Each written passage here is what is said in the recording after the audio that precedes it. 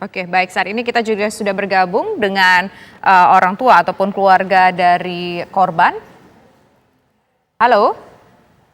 Halo, Ya, Pak Huta Barat, kita ingin tahu bagaimana respon Anda sebagai ayahanda korban atas putusan yang disampaikan oleh MA kemarin. ya yang pertama kita ngerespon dulu tentang keputusan yang begitu langsung dibacakan tanpa kami ketahui ataupun publik ketahui atau masyarakat ketahui. Seperti biasanya yang sudah terjadi di Pengadilan Negeri Jakarta Selatan dan Pengadilan Tinggi, semuanya itu dilakukan secara transparan, terbuka untuk umum. Sedangkan yang di Mahkamah Agung, putusannya ataupun bacaan-bacaan putusannya kita tidak mengetahui. Sesudah ada salinan putusan baru dibacakan untuk media. Itulah yang kami ketahui. Dalam proses hukumnya kita tidak mengetahuinya. Itulah yang membuat kita sangat kecewa. Kalau soal putusan Mahkamah Agung itu kita menghormati ataupun menghargai putusan yang sudah mengikat. Pak Samuel Huta Barat, tadi sejumlah narasumber kami mengatakan bahwa sepertinya ini menjadi benteng terakhir dan harus diterima oleh semua pihak. Tidak ada lagi jalur hukum yang bisa diambil. Apakah keluarga menerima dengan diskon besar-besaran terhadap Verdi Sambo dan kawan-kawan ini? Ya dalam hal ini ya, bagaimana lagi mau melangkah kita sedangkan peraturan yang menurut saya dengar tadi dari Kejaksaan Agung, keputusan MK di bulan 4 yang lalu bahwa pemerintah dalam hal ini termasuk kita sebagai tidak bisa lagi untuk mengajukan PK. Yang bisa mengajukan PK hanya terdakwa. Jadi dalam hal itu mari kita belajar sabar ke depan, apapun itu keputusan yang sudah terjadi. Oke, baik. Sekarang saya ingin kembali ke Pak Habibur Rahman. Pak Habibur Rahman, keluarga tidak mempersalahkan mengenai putusan dari Mahkamah Agung, tetapi ada rasa kecewa. Kenapa mereka tidak mendapatkan informasi mengenai upaya hukum yang dilakukan ke MA begitu? Apakah kira-kira di sini keluarga korban punya hak untuk mengetahui informasi mengenai upaya hukum yang dilakukan oleh terdakwa? Ya, sebenarnya bukan hanya keluarga korban, masyarakat secara luas memiliki hak untuk mengakses proses yang terjadi di lembaga peradilan. Di perkara ini menurut saya justru sudah lumayan baik dibanding banyak sekali perkara-perkara lainnya. Biasanya Mbak, saya mohon maaf sebelumnya berprofesi sebagai advokat.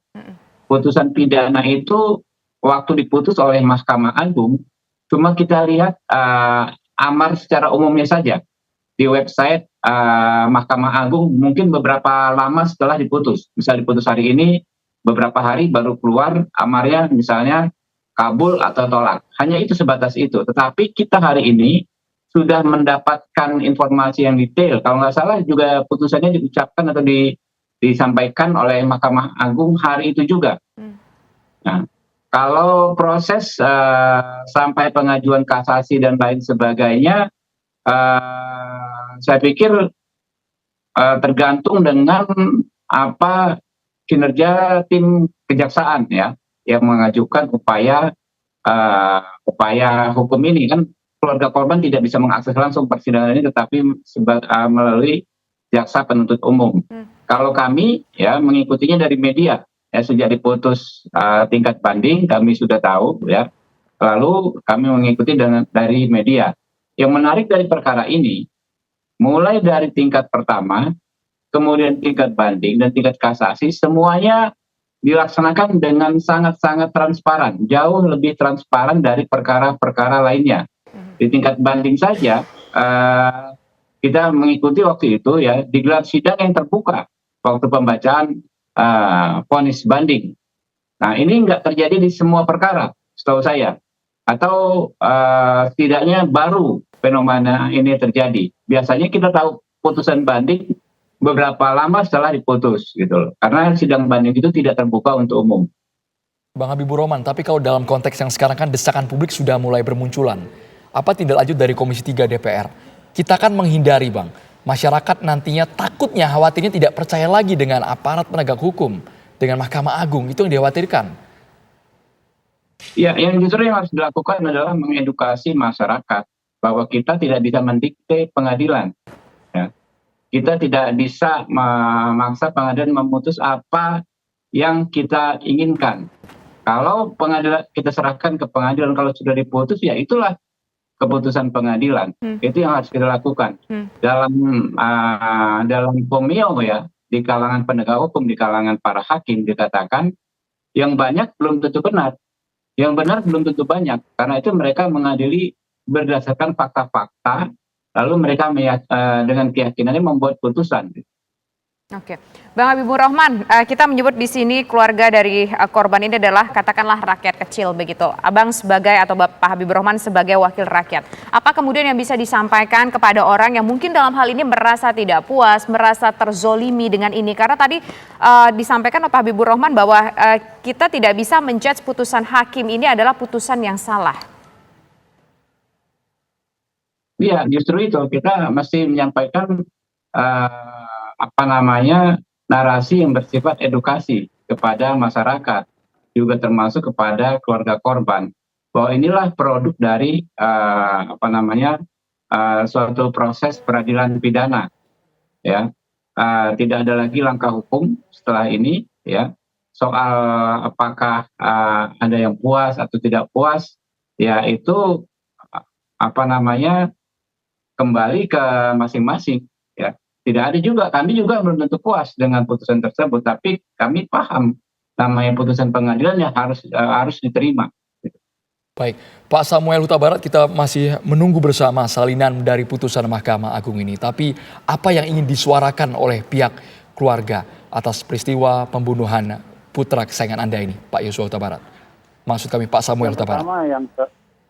Yang pertama saya berharap ke depannya ini di Mahkamah Agung ini kiranya diadakan terbuka untuk umum. Jadi masyarakat umum bisa mengetahui proses-proses kenapa dinaikkan, kenapa diturunkan hukuman seseorang.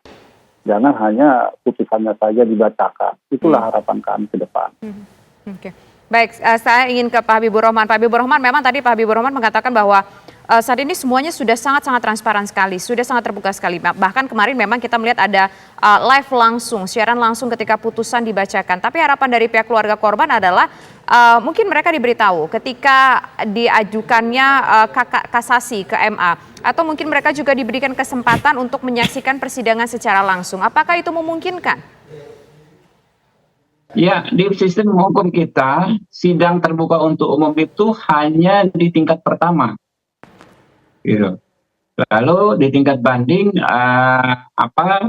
sidang secara umum hanya memeriksa berkas, ya, dan tidak terbuka memang. Itu di hukum acara kita. Ya, sebelum KUHP ya, kita undang-undang hukum acara pidana dirubah ya seperti itu. Begitu juga di tingkatan kasasi, ya. Sidangnya tertutup dan ini ya agak kemajuan di mana vonisnya pembacaan putusannya dilakukan secara terbuka. Nah, soal partisipasi pihak keluarga misalnya dalam satu perkara sebetulnya KUHP juga mengatur ada mekanisme intervensi ya penggabungan gugatan perdata dengan pidana. Sebetulnya sejak sidang di tingkat pertama bisa dilakukan, ya. Lalu juga ada restitusi. Nah, ini sebetulnya tergantung kepada penasehat hukum, ya, bagaimana mensosialisasikannya kepada keluarga korban dan juga kepada tim jaksa penuntut umum. Baik, Bang Habibur Rahman, kami yakin Anda sangat mengerti soal hukum, tapi setelah upaya pengurangan hukuman ini, apalagi berdasarkan dengan KUHP yang baru, mungkinkah dari penjara seumur hidup Verdi Sambo ini akan berkurang kembali? Kalau saya pahami di KUHP yang baru, ya, tidak ada pengaturan perubahan pengaturan terkait penjara seumur hidup. Penjara seumur hidup ya artinya orang yang dipidana menjalani penjara sampai yang bersangkutan meninggal dunia di dalam penjara. Nah, jadi tidak ada perubahan. Oke, baik. Terakhir saya ingin ke Pak Samuel. Pak Samuel, ketika peristiwa duka ini, peristiwa tragis ini menimpa anak Bapak, orang yang paling sangat terpukul sekali dan media juga melihatnya adalah bagaimana respon dari ibunda almarhum. Bagaimana kemudian Bapak memberitahukan informasi soal ini dan respon beliau, ibunda almarhum? Iya, kami kemarin 6:30 saya dihubungi oleh seorang awak media. Jadi saya beritahu sama istri saya, ibunda dari almarhum Joshua, bahwasanya hukuman terdakwa yang 4 orang itu sudah diputuskan oleh Mahkamah Agung bahwa Ferdy Sambo menjadi seumur hidup, Putri Cendrawati menjadi 10 tahun, Kuat Ma'ruf 10 tahun, dan Ricky Rizal 8 tahun. Memang pada saat itu istri saya merasa terkejut. Sempat dia agak lama terdiam, meneteskan air mata. Jadi saya berikan arahan-arahan yang saya dengar langsung dari pakar-pakar hukum tentang hukuman seumur hidup. Ubahnya tadi yang diutarakan oleh Pak Habibur Rahman, itulah yang membuat istri saya menjadi agak reda sedikit kekecewaannya.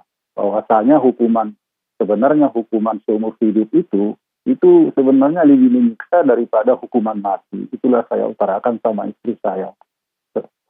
Tidak hukuman seumur hidup dihukum selama hidupnya, sedangkan hukuman mati, mendengar hukuman tembak itu yang sangat tarik, memang tidak merasakan sakit apa-apa. Jadi ya udah, kita berdoa banyak-banyak saja agar jangan terulang kembali di hari-hari kemudian hal yang seperti ini.